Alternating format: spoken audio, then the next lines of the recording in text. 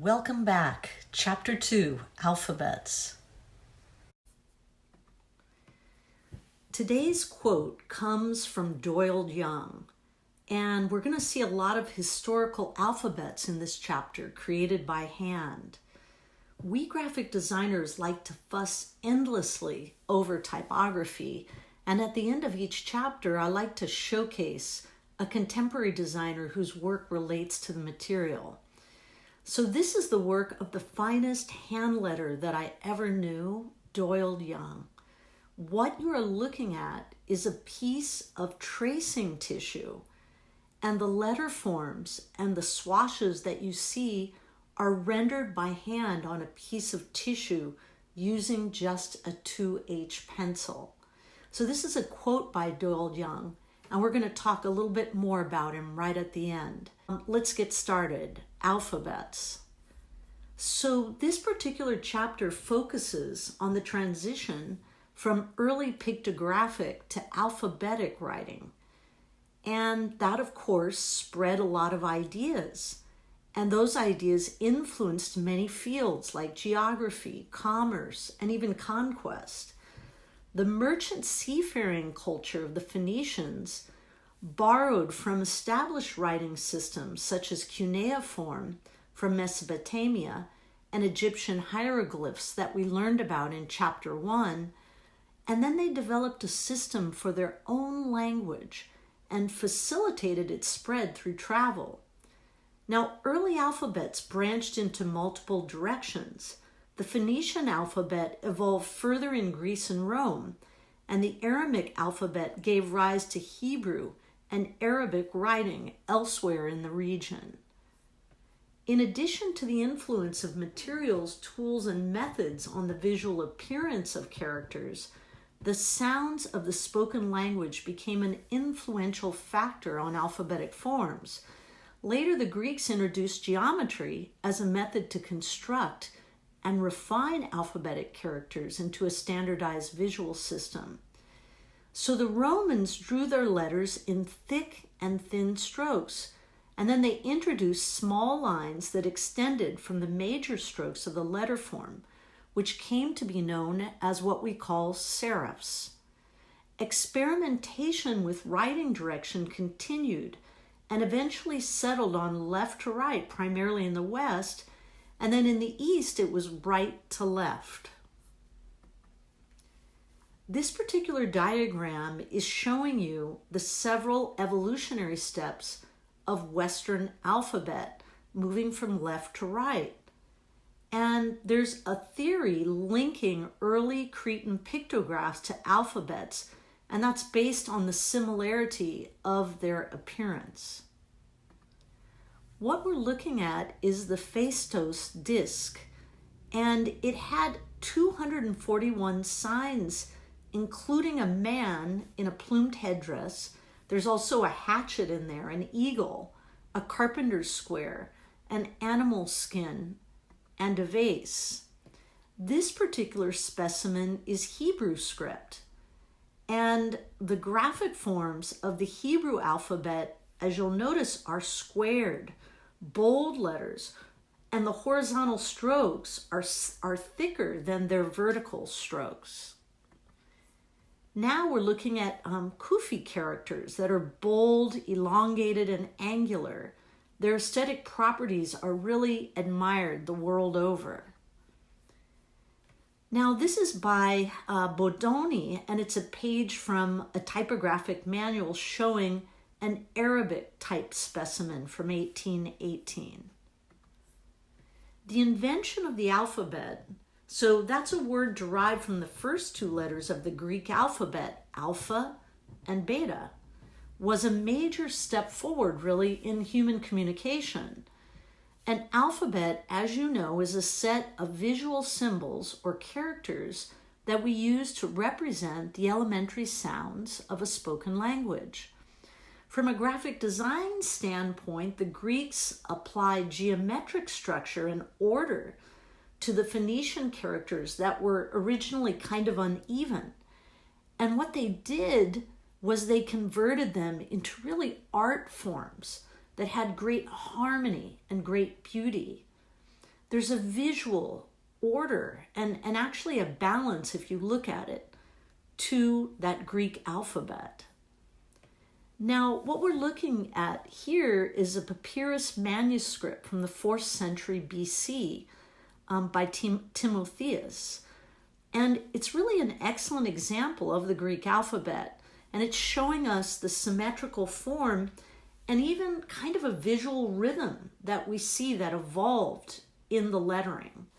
These qualities made the Greek alphabet really the prototype for future developments.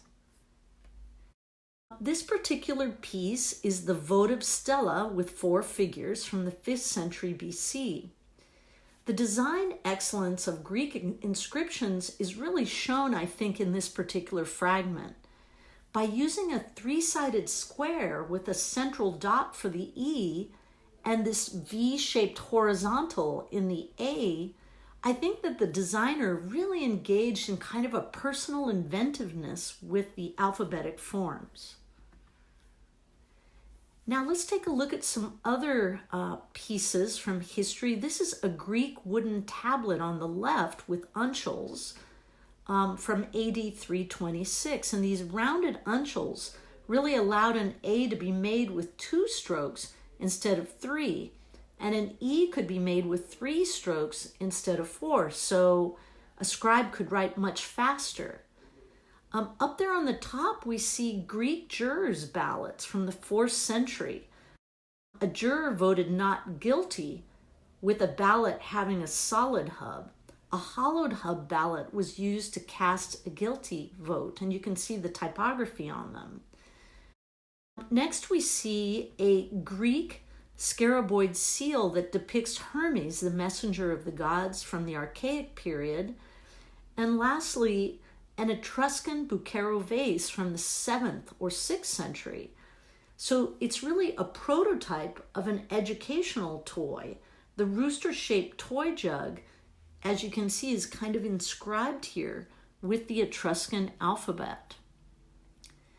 So the rise and the fall of the Roman Empire is, of course, one of the great sagas of all human history. The Romans captured Greek literature, art, and religion, and then they altered them to conform to the conditions of Roman society, and this spread through the vast Roman Empire. From 114 AD, here we see a Roman alphabet and a coin that's quite beautiful. Rome took great pride in its imperial accomplishments and conquests. This is a photo that I shot myself at the Roman Forum, and they created a font called Capitalis Monumentalis for architectural inscriptions that celebrated their military leaders and victories. Roman inscriptions were designed for great beauty and for permanence on their monuments. And here what we see is a detail of an inscription on a tomb along the Appian Way that I took in Rome. And we see the controlled brush drawing of the forms on the stone combines really with the precision of the stonemason's craft to create letter forms of just majestic proportion, and they're very harmonious and beautiful to see. Here's another detail I shot in Rome of ancient typography. And this sample as well, I think, showcases the skill needed to really carve these very beautifully proportioned letter forms into stone. And more examples that I wanted to show you.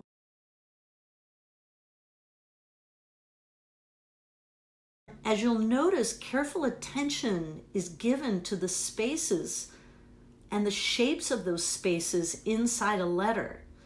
Notice as well the spaces between the letters being very, very controlled.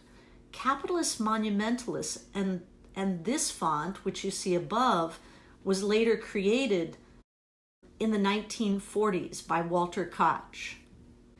And here we see Capitalis Quadrata, or square capitals. It was made with a flat pen that was held at an angle to kind of produce the thick and thin strokes as well as the serifs or the little feet. That's what a serif is. Capitalis rustica or rustic caps, and this was made with a flat nib pen held in an almost vertical position. And this created kind of a staccato rhythm of the verticals that contrasted the elliptical round and arched diagonal strokes. Now, if you were in Rome, you had to use a parchment scroll, which we see there on the left, called a rotulus, or reusable wooden tablets with wax that you see there in the middle. And they had sort of a shallow depression, and you would use a tool called a stylus that had a sharp end for writing and a flat end for rubbing out.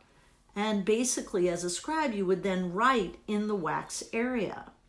To the right of that, we see the codex, which was a revolutionary design format that replaced the scroll or wooden tablet in Rome and Greece. And this was about the time of Christ.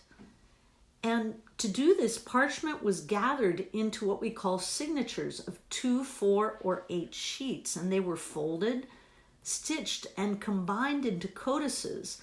And this is like the pages of our modern books. Codex is derived from the Latin word meaning block of wood, because Roman wooden tablets were essentially blocks of wood. Now, while the codex was composed of only text, below we see a different type of an illuminated manuscript. And it's kind of like a really flamboyant version of the codex. An illuminated manuscript had tons of decoration, illustration, and borders that were all created to accentuate the writing. For your journal, you will be using alphabets and fonts to compose your pages. And there are many different ways to classify type, but I wanted to show you these 4 basic ones. We have serif fonts like Garamond, Caslon, or Baskerville. And notice they have feet at the bottom, those small serifs. And then we have sans serif, which tends to look a little more modern without feet.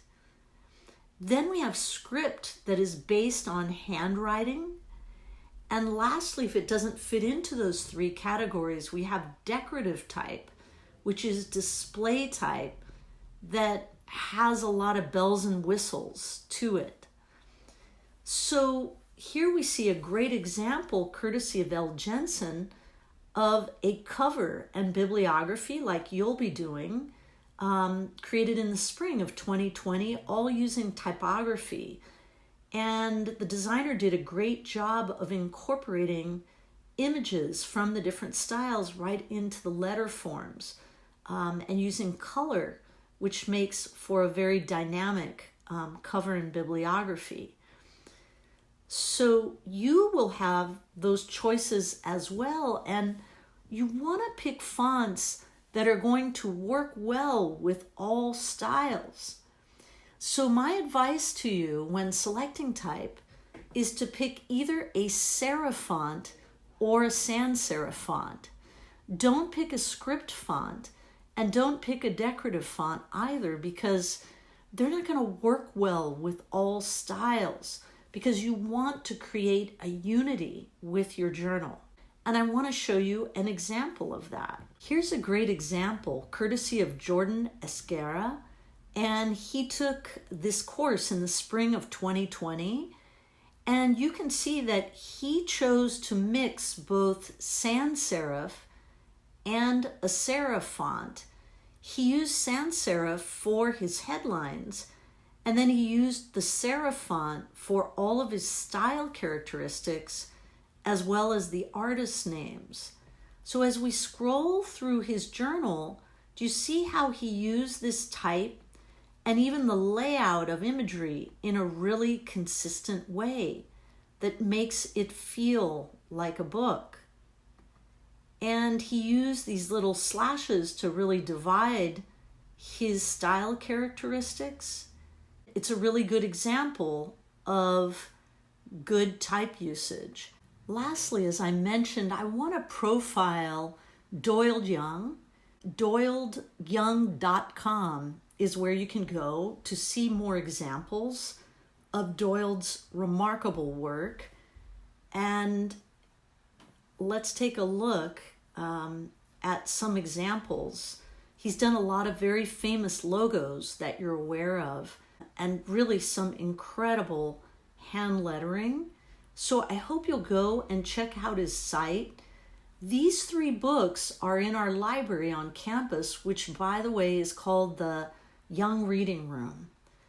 And they're just used so much by our beginning and advanced students to create masterful work. You can see a lot of designers talking about him, and I'm there as well. So if you get time, please do check out Doyle's work. You'll be amazed.